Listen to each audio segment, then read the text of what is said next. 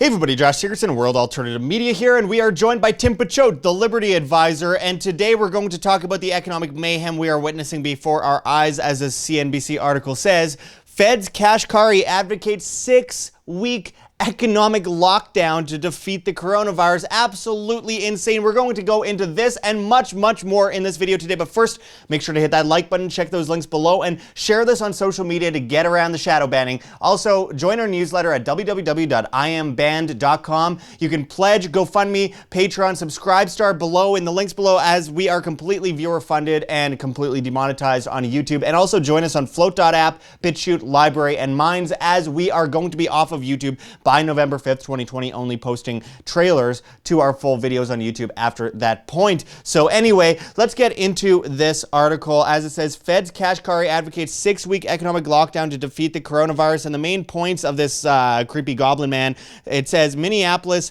Fed President Neel Kashkari is advocating a full economic shutdown for up to 6 weeks to halt the COVID-19 spread. In a Friday New York Times op-ed he authored with Michael T. Osterholm of the University of Minnesota, Kashkari said the initial March lockdown didn't go far enough. Destroying almost all businesses, 81% of independent restaurants saying they won't survive into 2021. Yeah, that's not far enough. As it continues, it says, and I quote, "To be effective, the lockdown has to be as comprehensive and strict as possible," Kashkari and Osterholm wrote. As far as effective, they mean effective in a complete unrolling of communism, because it's not going to be effective in stopping a virus that the government created in the first place. It's going to be effective in forcing people into servitude and debt even more so. As this article out of Reuters says, Fed policymakers say economic growth will be muted until virus contained. And as the article goes into, the U.S. economic slowdown is likely to continue as more restrictions are put in place to control the coronavirus epidemic. And Americans will have to learn to live with the virus for the rest of the year, two Federal Reserve policymakers said on Wednesday. I'm sure they have a medical degree. As it continues, it says, consumer spending will probably remain weak relative to the past as people avoid activities that require high levels of social interaction for health reasons, Boston Fed President Eric Rosengren said during an online event organized by the South Shore Chamber of Commerce in Massachusetts. And I quote, "The forecast for the U.S. economy this fall is quite uncertain, but my view is that the recent slowdown in economic activity that we have seen in high-frequency data is likely to continue," Rosengren said.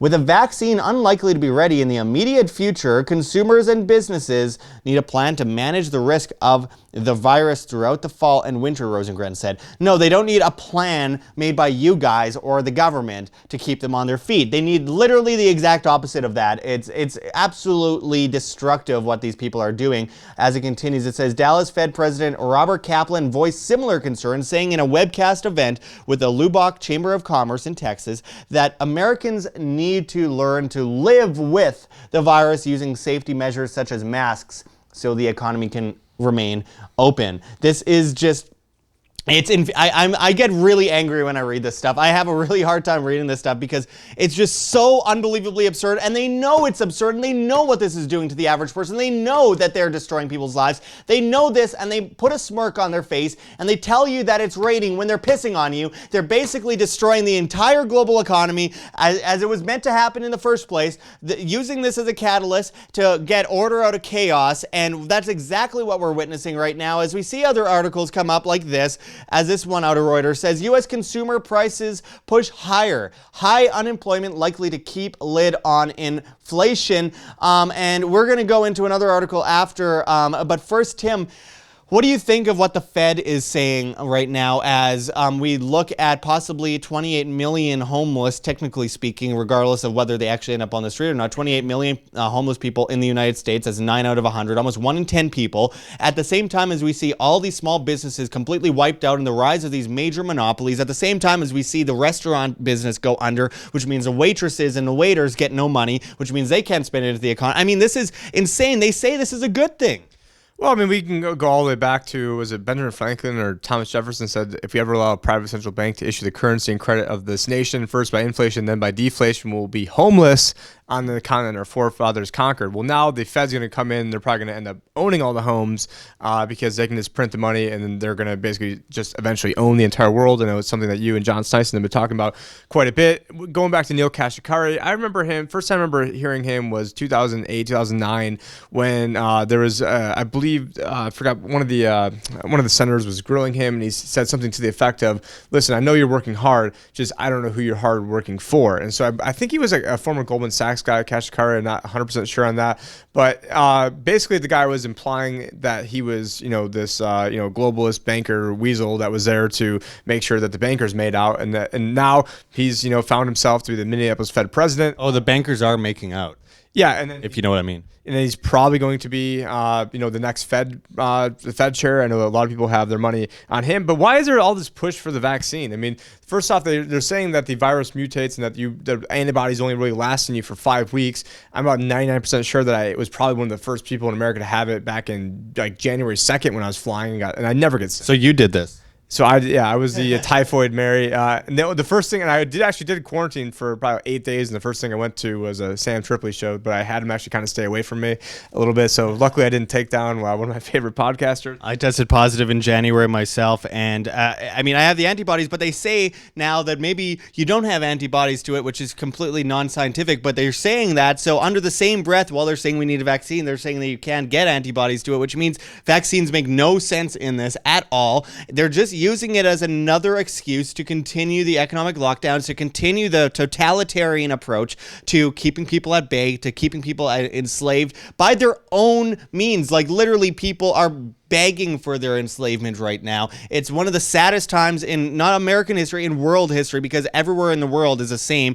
They all had the exact same blueprint for lockdown, except for a few here and there. It's basically a global prison planet, and now we have the proof right in front of us. The creator of the Federal Reserve System, Paul Warburg, said that we shall have a one world government, and it's only a matter of through consent or conquest. And so you had mentioned people begging for it. They realized through World War I and World War II that trying to beat people in submission is not necessarily the best way to do it. That you try to, you make the problem, then you come in with the solution. They already have this. They've already had the quote unquote solution, which is to have universal basic income that gets tied to a crypto, then gets tied to social credit, and gets tied to, oh hey, you have to have the vaccine now. But they're saying that this thing morphs, so quickly. So what? The vaccine's only good for 5 weeks. Then what? Every 5 weeks, you got to come in and get a new vaccine. Is that what they're trying to say? Well, and if you control the money, you control the people. And Tim, I have to ask. I mean, are we going? We're probably looking at deflation pretty soon with the amount of money that's going into the stock market. But eventually, we're going to see that come to fruition with massive amounts of inflation down the line.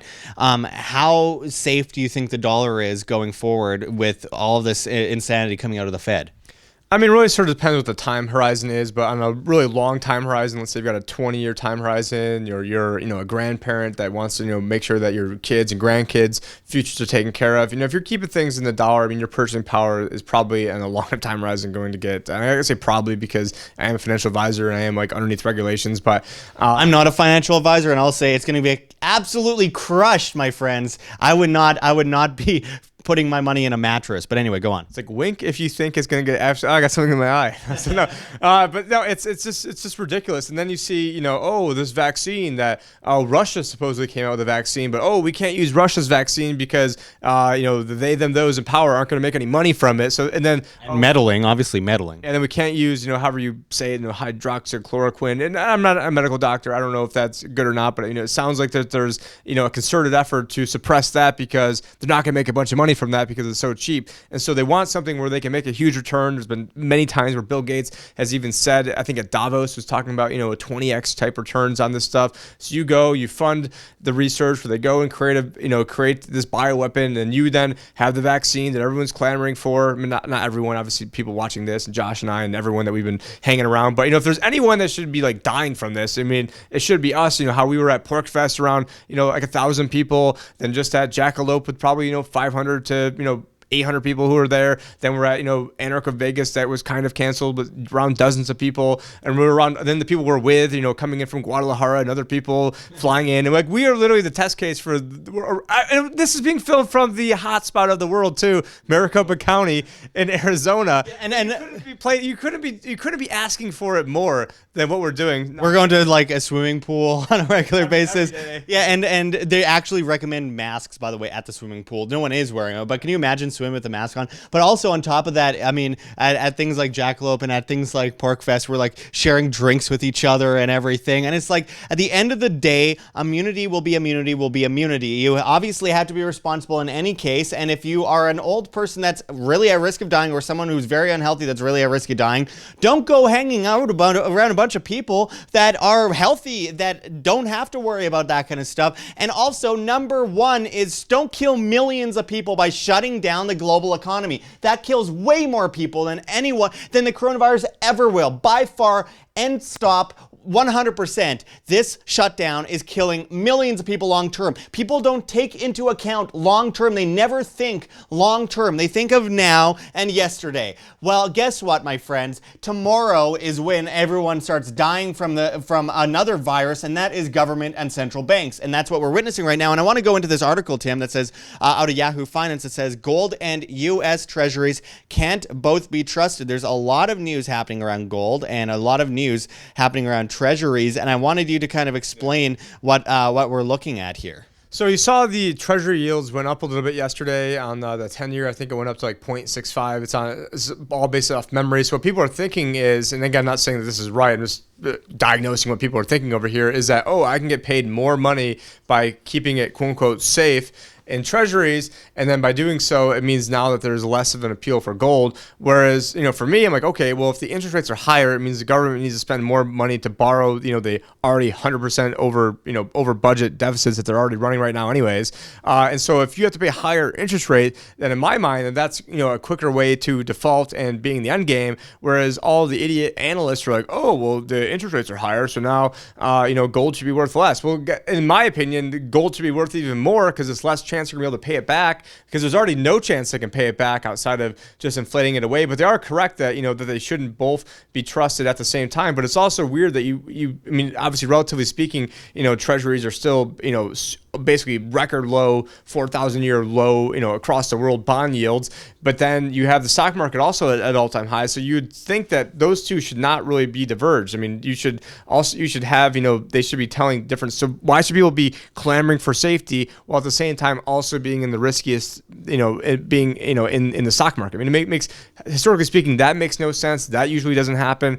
But, I've never really have bought the story that, when treasuries are higher, gold, there's less of a case for gold, because there's less of a chance of the government being able to pay back the money. And then next time there is and maybe not even the next time. This is going to be all one big rolling thing where it's always going to be 2 weeks, another 6 weeks. The Kashkari is saying originally it was 14 days, and now we're what are we 200 days into this? I don't even know how many days we're into it. And we see this chart here says back from the abyss, a long bond yields increased by the most in months, and it shows 30-year treasury yield. And obviously, this is really all starting to come to fruition right now, and a lot of people are really concerned about it. And obviously, Tim, you are a certified financial planner, so obviously for those that are watching, if you want to become a client of Tim's, you can check the link below, thelibertyadvisor.com, and you can become a client of Tim's if you're in the United States. Let's talk about what happens when interest rates go up. So a lot of people who are retired now or about to retire, you have not really experienced this in your lifetime as a future retiree. Yeah, you saw it, 35 years ago, in the mid 80s when this stuff was going on, and right around the time I was born. It's been that long. So no one has really retired into a rising interest rate environment unless they're like 120 years old right now. So with that said, if let's say you have $1 million in a 30-year bond and rates go up 1%. So I mean, they're really low right now, but going up 1% is not a crazy amount. So let's say rates go up 1%, 30-year bond, you have $1 million. Okay, and let's say that that bond is paying you 2%. Okay, great. You're getting $20,000 a year in interest, but now the rates go up 1%. Now your $1 million is now temporarily $700,000. Rates go up 2%. Now because of compounding, it's probably closer to like $350,000. Now you will still get your money back after 30 years, but what what's it going to be worth after 30 years? After 30 years, great, you got your $1 million back, but your $1 million buys you the equivalent of, you buy like a car with it or something by the time, all the horses are out of the barn. So people are not being safe in these treasury bonds. There's other ways to do it where you can help protect your purchasing power. You can help protect against things like inflation rate, interest rate risk, which is what we just talked about was interest rate risk. But there's inflation, deflation. There's a risk of the market going down. One of the biggest risk of all is actually, retiring right into one of these big calamities, because if you start off year one down 20-30%, the odds of you getting back where you need to be is slim to none. And then the longest risk actually of them all is actually living too long, which I know it sounds morbid, but it's called longevity risk, because the longer you live, the more chance there is for inflation, deflation, market risk, sequence of return risk, withdrawal rate risk, interest rate risk, government messing things up risk, which is, that's not really a risk that's going to happen. But there's ways that we can help people through this. There's opportunities through this, but unfortunately people are going to wait until it's too late. But right now, with gold pulling back, with silver pulling back, check out the videos that Josh and I posted yesterday on this. Now is an opportunity to act, and don't be caught flat-footed on this. I mean, nothing against, I've got flat feet, so nothing against people with flat feet, but it is it's a crazy time right now, and these divergences that we're seeing really shouldn't be happening, and one of them has to be right. So absolutely. Well, as we close this off, as at the end of the day, it always comes down to the same thing that we've been saying for many years, and we've been bang on predicting this stuff for many years here at WAMN. That is, just be independent, be self-sustainable, be responsible. Responsibility is a hallmark of freedom itself. Without one, you cannot have the other. So it's very important that people break free from the system. Don't join a collective system, a collective horde. There is no such thing as collective responsibility. That's called enslavement. There is individual responsibility, and that's it. And you have to break free from that system that is enslaving you via the very thing. The problem reaction solution, Hegelian dialectic of problem reaction solution, repeat over and over and over again. They come in with the problem, then they come in with the solution to solve the problem after there's fear, and then it just goes in a circle forever. And we need to break free from that system. So always be able to make sure that you have wealth insurance. In my opinion, this isn't investment advice, but make sure you have some kind of wealth insurance. Wealth insurance isn't an investment anyway, but I mean, the point of the matter is you need to insure yourself for the future.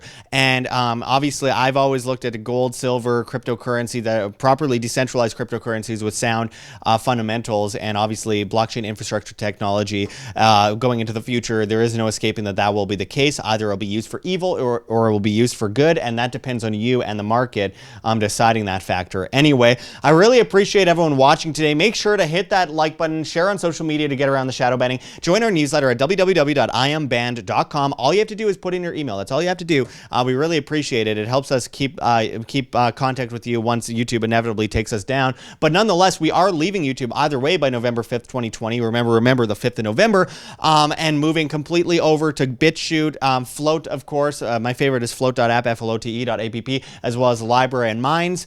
And we'll only be posting trailers on YouTube after that point to our full videos on the other channels. Obviously, we are completely viewer funded, so there's ways that you could pledge, GoFundMe, Patreon, Subscribestar, or donate. There's crypto addresses as well as a Cointree address below, which shows a bunch of different cryptocurrencies you can donate in, including Monero if you don't want to be, traced or tracked or whatever it might be. And we really, truly appreciate it. As always, we are going to keep doing this right to the bitter end, and nothing's going to stop us from trying to free humanity and tell the truth. And obviously, we've been hit very hard for that, but we will not give up. If you want to become a client of Tim's, you can go to thelibertyadvisor.com, and there's many links below that you can check out. And obviously, we will be back with much more very shortly. So I appreciate everyone joining us, and I'm sure there's going to be news coming up right around the corner. This is Josh Sigurdson and Tim Picciott signing out from World Alternative Media. Find the truth, be the change.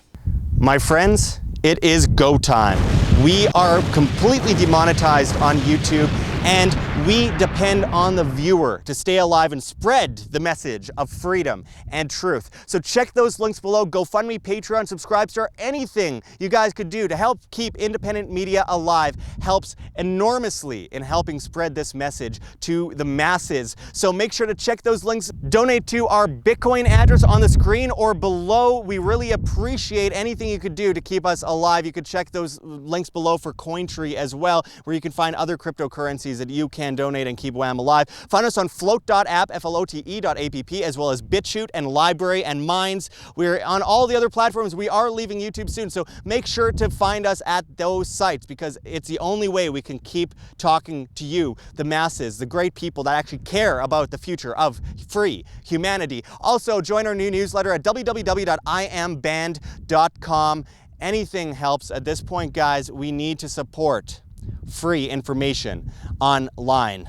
This is the most difficult time in our history, and it takes a lot of hard work to keep our message alive in the face of great evils that have taken over the propaganda news on television as well as on YouTube, where YouTube decides what you can or cannot see. We need your help, my friends. So I really appreciate anything you guys can do. Check those links. There's many ways you can help. Until next time, though, thanks, everyone. This is Josh Sigurdson signing out from World Alternative Media. Find the truth, be the change.